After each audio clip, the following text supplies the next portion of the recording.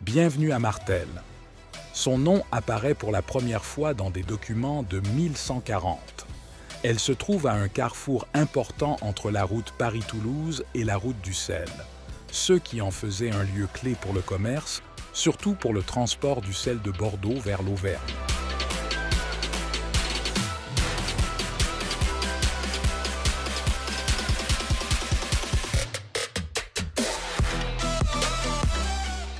Au Moyen Âge, Martel était connu pour son commerce de blé, de sel et de bestiaux, et avait une juridiction royale.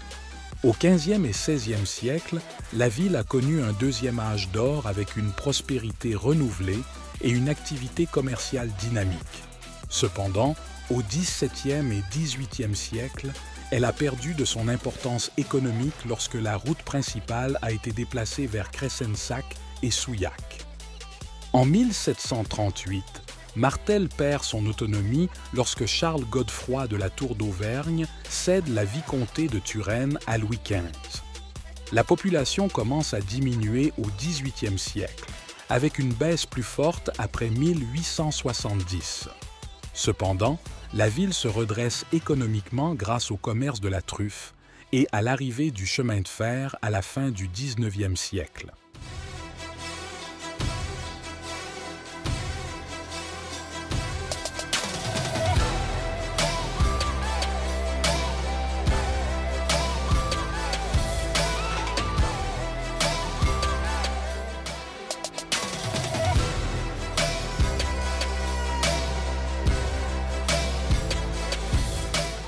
La halle, construite à la fin du XVIIIe siècle, se dresse sur le site de l'ancien arsenal et du premier hôtel de ville.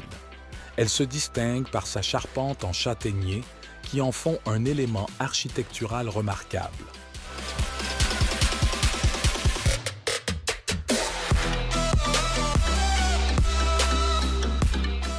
Le palais de la Raymondie, commencé en 1280 par Bernard de la Raymondie, receveur des impôts royaux, et achevé en 1330, est un palais urbain remarquable. Il se compose de 4 ailes disposées autour d'une cour accessible par 2 arcades. Le bâtiment présente 3 niveaux d'élévation, avec une façade sud ornée d'une enfilade d'arcades de style Renaissance, de fenêtres à meneaux et de médaillons. Actuellement, le palais appartient à la commune et abrite la mairie, l'office de tourisme ainsi que des musées.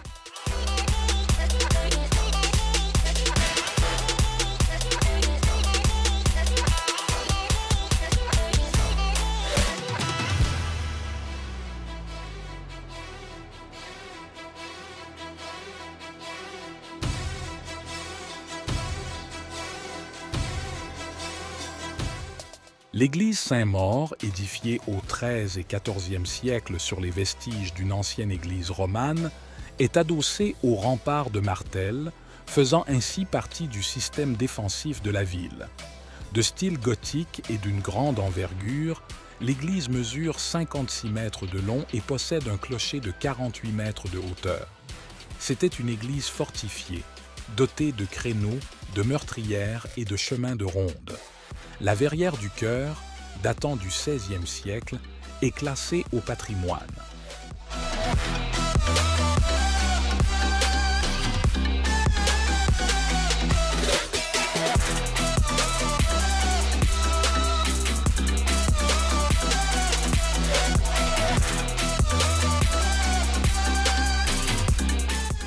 La porte de Brive sont parmi les 9 portes fortifiées qui fermaient la deuxième enceinte de la ville.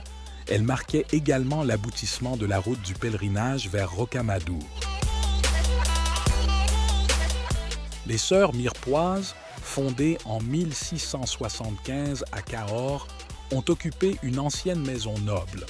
Leur couvent à Martel conserve des éléments médiévaux et une cour Renaissance, datant de la fin du XVIe ou début du XVIIe siècle, dont il reste les côtés nord et ouest.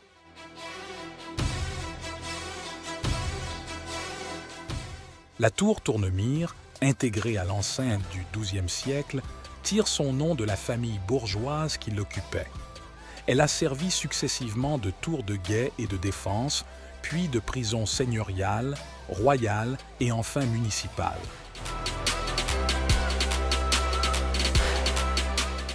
La tour des Cordeliers est le seul vestige restant du couvent des Cordeliers, un ordre mendiant qui s'installait exclusivement dans les villes prospères.